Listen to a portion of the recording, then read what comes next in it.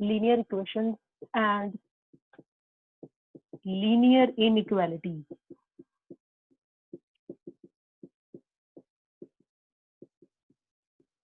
आज का काम ज्यादा समझने वाला है क्योंकि हम चैप्टर 5 के इंट्रोडक्शन स्टार्ट कर रहे हैं। तो इंट्रोडक्शन में बहुत सारी चीजें जो है वो आपको समझनी पड़ेंगी पहले, then we will move towards our exercise. सबसे पहले देखेंगे जी, first we will discuss what are equation. Equation जब भी किसी भी मैथमेटिकल सेंटेंस में इक्वल टू का मार्क आ जाए, जैसे कि आप बहुत बार पढ़ते आएंगे जी 3x + 9 = 0, ये एक इक्वेशन है। क्यों? क्योंकि यहाँ पर एक इक्वालिटी का साइन आ गया। 3 + 1 = 4, 5 + 5 = 10. These all are your equations.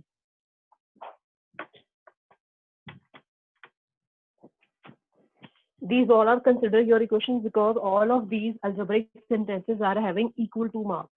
So every algebraic expression having this equal to marks are considered as equation. हर वो algebraic sentence जिसके अंदर equality का साइन आ जाएगा वो आगे बस क्या कहलाएगी? इक्वेशन कहलाएगी। अब ये ना हो क्या कहेंगे कि जी 9 + 1 11 होते हैं, ये गलत है। 9 + 1 11 नहीं होते, ये this is a false statement. ये आपके पास एक फॉल्स स्टेटमेंट है, रॉन्ग स्टेटमेंट है। ये this is still considered as equation, लेकिन ये गलत है, so we can not consider this as equation. तो इक्वेशन हम उस अलजेब्रिक सेंटेंस को कहते हैं जिसमें इक्वालिटी होल्ड करे। इक्वालिटी का आ जाना और इक्वालिटी का होल्ड करना ये दो मुख्तलिफ बातें हैं। जस्ट लाइक इस इक्वेशन में इक्वालिटी होल्ड कर रही है, लेकिन यहाँ पर इक्वालिटी होल्ड नहीं कर रही। तो ऐसा अलजेब्रिक सेंटेंस जिसके अंदर इक्वल टू का जो है साइन आ जाए, हम उसको क्या कहते हैं कि ये हमारे पास एक ये हमारे पास एक इक्वेशन है, linear equation. Equation mostly because you are completing your algebra, आपने अलजबरा का सेक्शन स्टार्ट किया हुआ, तो इक्वेशन में आपको इस तरह की चीजों के साथ डील करना पड़ेगा, in which you have to deal with the variables as well. Variables वैसे हमने डिस्कस कर लिया है, लेकिन अब आप एक और बार देखें। वेरिएबल्स आर symbols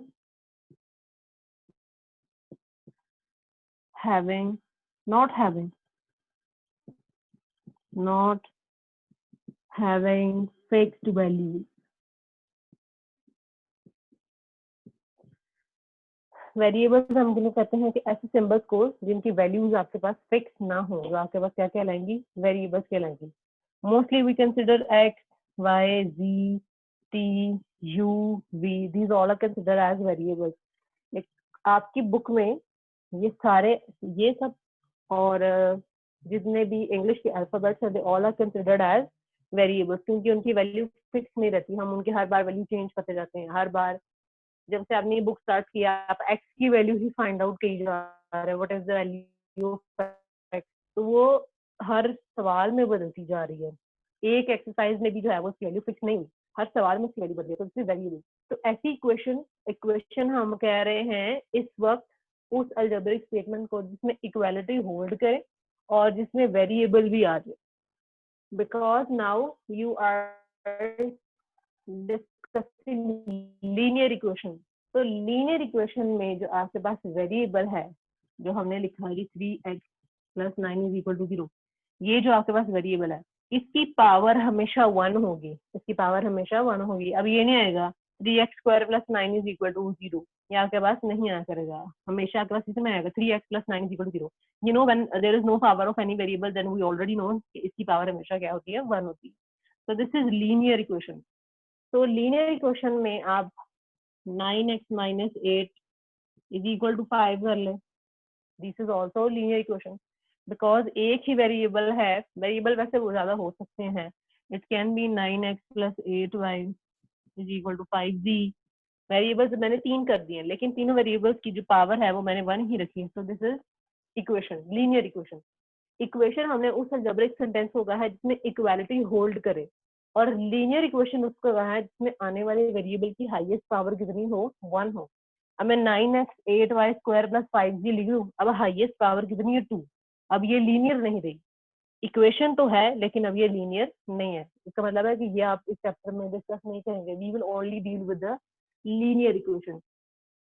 तो ऐसा अलजेब्रिक सेंटेंस जिसमें इक्वालिटी आए और जिसमें आने वाले वेरिएबल की हाईएस्ट पावर आपके पास 1 हो, तो आपके पास क्या कहलाएगी? लीनियर इक्वेशन कहलाएगी।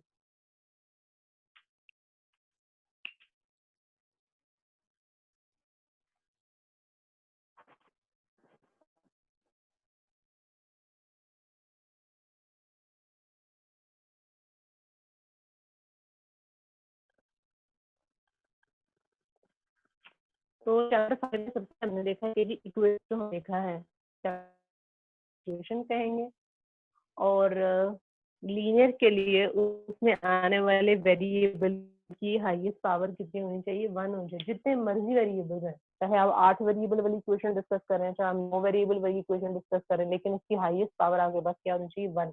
Each and every power of variable should be 1। अगर आपने 1 के अलावा कोई और भी पावर ले ली तो फिर वो आपके पास लीनियर इक्वेशन नहीं रहेगी। नाउ मूविंग टुवर्ड योर अब एक आसान सी चीज यहाँ पर सीख लें, वो ये है कि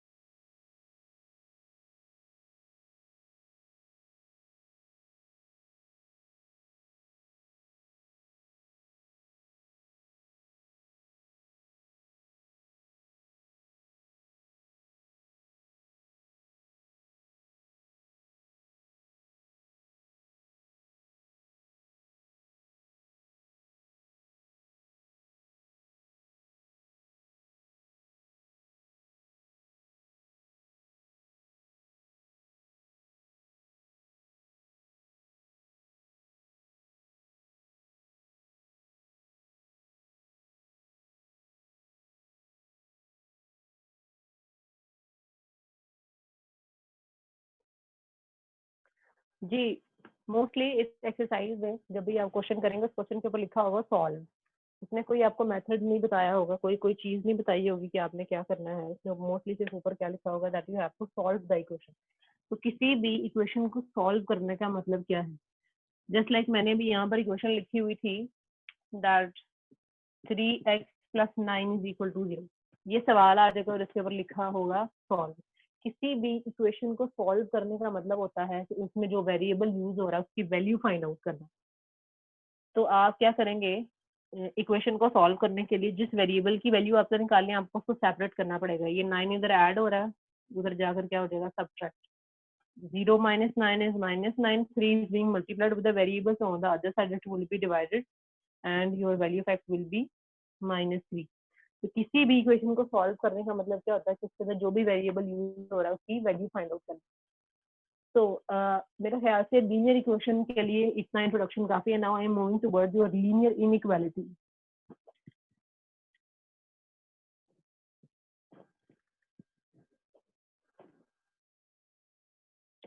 लीनियर इनइक्वालिटी देखें, लीनियर तो आपको पता चल गया होगा कि जब आपके पास वेरिएबल की हाईएस्ट पावर 1 आ जाए तो आपके पास लीनियर हो जाता है।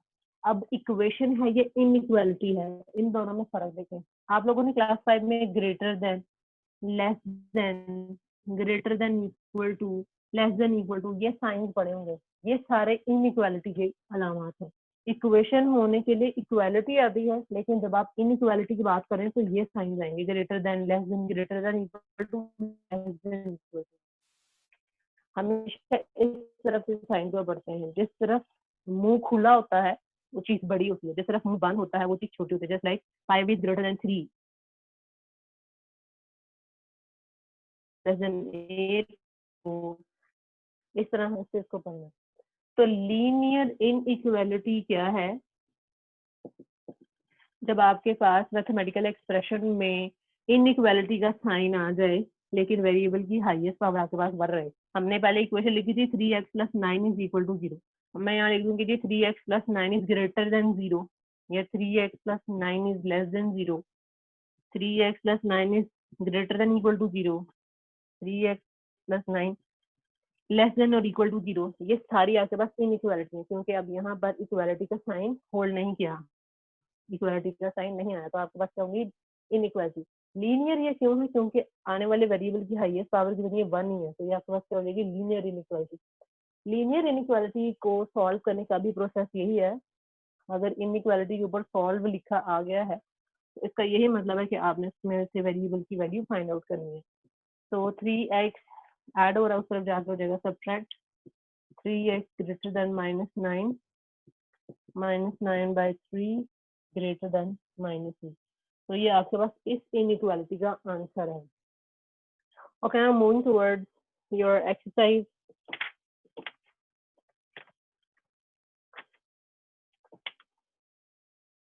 Okay, exercise 5.8 on the page number 117, question number 1. That one is very easy. You just need to find out value of the variable which is being used in that equation. Either it is x or y or z or t or either u or v. So it's my exercise 5A, page number 117. I'm going to start my question number 1. Question number 1 में देखिए उसमें लिखा ही हुआ है कि solve each of the equation. तो आपने हर equation को सॉल्व करना है। I will solve only 2. Okay, it will be E and G. E part आपके पास लिखा है जी y + 0.4 is equal to, जरा जुबानी सवाल कर लें आज। Question number 1 will be your homework, so you need to go to your book on page number 117, question number 1. Question number 1 आपके पास लिखा है जी x + 8 is equal to 15. 8 इधर ऐड हो रहा है, दूसरी तरफ जाके सब्ट्रैक्ट करें, इक्वेशन आ जाएगी x is equal to 15 - 8 minus करें, आपके पास आंसर आ जाएगा। In the B part question is x + 9 is equal to -5. 9 इधर ऐड हो रहा है, दूसरी तरफ जाकर हो जाएगा सब्ट्रैक्ट, इक्वेशन आ जाएगी x is equal to -5 - 9। उसको सॉल्व करें, आपके पास आंसर आ जाएगा। C part x - 5 is equal to 17, -5 है, उस तरफ जाकर ऐड हो जाएगा, इक्वेशन आ जाएगी x is equal to 17 + 5, plus करें, आपके पास आंसर आ जाएगा। D y - 7 is equal to -3, -7 उधर जाकर ऐड हो जाएगा, y is equal to -3 + 7। इन सवालों को करते हुए एक बात का आपने खास ख्याल रखना है, जो चीज बाद में आप लेकर जा रहे हैं वो लिखेंगे भी बाद। 1.6, क्योंकि आप 0.4 बाद में लेकर जा रहे हैं, 1.6 - 0.4 ये बाद में लिखना है। ये ना कि आप 0.4 पहले लिख दे, 1.6 बाद में लिखना, ये गलत है। 6 - 4 हो जाएगा 2, 1 - 0 हो जाएगा 1, तो y की वैल्यू आपको कितनी आ जाएगी? 1.2। जो चीज बाद में लेकर जा रहे हैं उसके साइन का भी ख्याल रखेंगे और उसको लिखेंगे भी बाद में। जी ई पार्ट हो गया, डी हो गया, एफ पे आ जाए y - 2.4 is equal to 3.6 - 2.4 आ जाएगा जी, y is equal to 3.6 plus 2.4 add करें, आंसर आ जाएगा। जी part -2.7 + a is equal to 6.4, -2.7 है, -2.7 है, उस तरफ का जो होके जाके हो जाएगा plus, a is equal to -6.4 + 2.7 आपके पास आंसर आ जाएगा। ऐड करेंगे तो आपके पास आंसर भी आ जाएगा। सेकंड पार्ट में देखें, जो क्वेश्चन नंबर 1 था उसमें सिर्फ आपने ऐड या सब्ट्रैक्ट करके, ऐड हो रहे हैं तो सब्ट्रैक्ट कर देंगे, सब्ट्रैक्ट हो रहे हैं दूसरी तरफ लेकर जाकर ऐड हो जाएंगे। लेकिन क्वेश्चन नंबर टू में देखें, solve each of the following equation, अभी भी सॉल्व भी लिखा हुआ है, लेकिन अब यहाँ पे आपने देखना है कि अगर मल्टीप्लाई हो रहे हैं तो डिवाइड होंगे, डिवाइड हो रहे हैं तो दूसरी तरफ जाकर क्या हो जाएंगे, मल्टीप्लाई हो जाएंगे जी। Question number 2 A part, 4x is equal to minus 28. 4 is being multiplied. On the other side, it will be divided. तो आपके पास इक्वेशन बनेगी x is equal to minus 28 divided by 4. Divide करें, आपके पास आंसर आ जाएगा, वालबन -7 आंसर है। B part, minus 24x is equal to minus 144. This is your question number 2 B part. Minus 24x is equal to minus 144. 24 is minus 24 is being multiplied with a variable. So on the other side it will be divided, x is equal to minus 124 divided by minus 24. First of all दोनों minuses cancel हो जाएंगे, then you can start your cutting. 12 2s are 24 and 12 12s are 144. मैंने 12 के table पर cutting की है. You can start your cutting from the smaller table. You can start from 2. तो 2 1s are 2 and 2 6 are 12. तो मेरे पास x का answer आया 6, क्योंकि दोनों माइनस से दोनों कैंसिल हो गए थे, तो आंसर मेरे पास x की वैल्यू का क्या आया, 6 आया। सिर्फ इतना सा ही काम है कि अगर मल्टीप्लाई हो रहे हैं तो डिवाइड हो जाएंगे, डिवाइड हो रही है कोई वैल्यू तो दूसरी तरफ जाकर मल्टीप्लाई हो जाएगी। मल्टीप्लीकेशन और डिविजन में साइंस नहीं बदलते। जस्ट लाइक मेरे पास -24 था तो उस तरफ जाकर डिवाइड जरूर हुआ है, लेकिन वो -24 ही रहा है। C part, 3x - 4 = 11। ओके, मैं सॉल्व करूंगी आपके लिए C part, H part and J part. Only 3 parts. Rest of the question is your homework.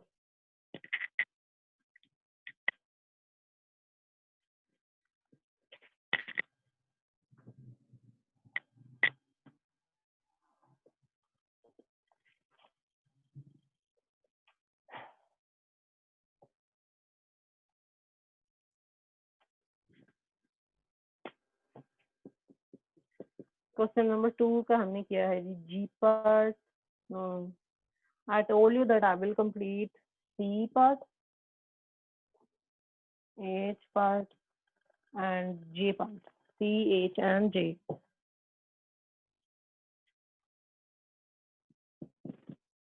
C part देखें, आपके पास लिखा हुआ है 3x - 4 = 11. First of all minus है, उस तरफ जाकर हो जाएगा जी प्लस 3x = 11 और 4 हो जाएंगे 15. 3 is being multiplied on the other side, it will be divided. तो 3 5s are 15, तो x की वैल्यू आपके पास कितनी आ जाती है, 5 आ जाती है।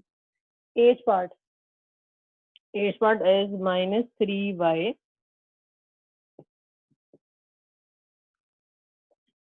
- 7.8 is equal to -9.6.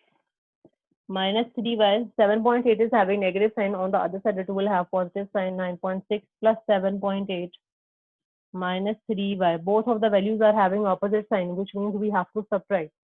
16 minus 8 is 8, 8 minus 7 is 1, sign of greater value, which is minus. 3 is being multiplied, on the other side it will be divided. Multiplication और डिवीजन में साइन से फर्क नहीं पड़ा, दोनों नेगेटिव कैंसिल, जब आप डिवाइड करेंगे आगे पास आंसर आएगा y का 0.6, डिवाइड करके देख लें आपके पास आंसर 0.6 ही आएगा।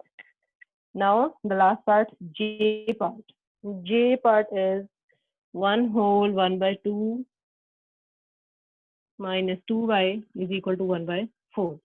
1 whole 1/2 किसी भी वैल्यू का साइन उससे पहले लिखा जाता है, 1 whole 1/2 के साथ माइनस नहीं है।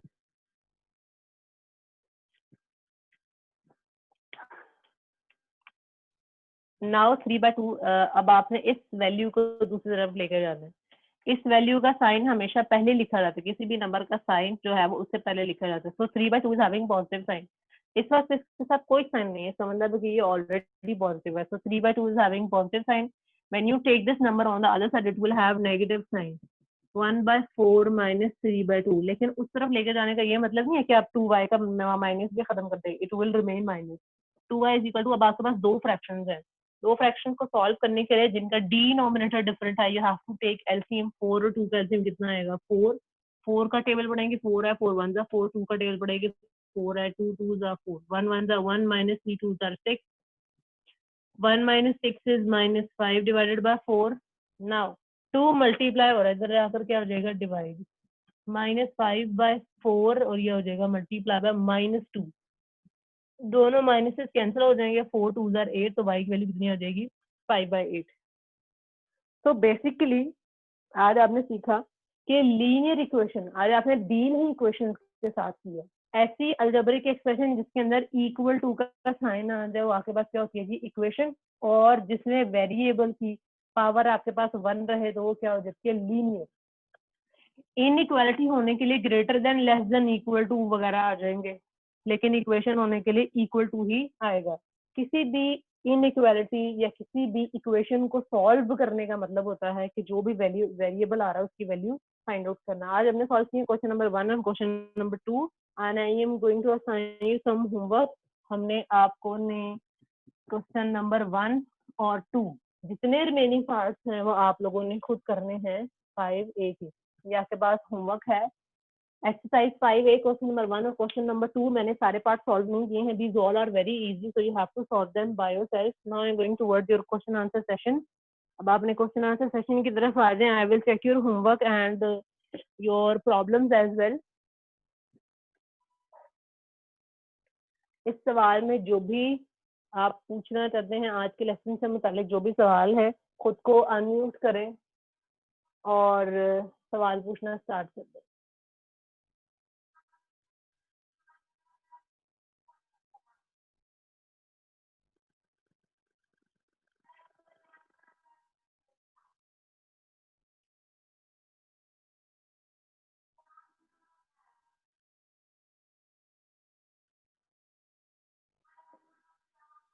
क्लास 6, अब आप लोगों के सवालों का टाइम है। जो भी आप लोगों के सवाल हैं आप लोग सवाल पूछ लें। I will request your host to unmute you all ताकि आप लोग अपने सवाल पूछ लें।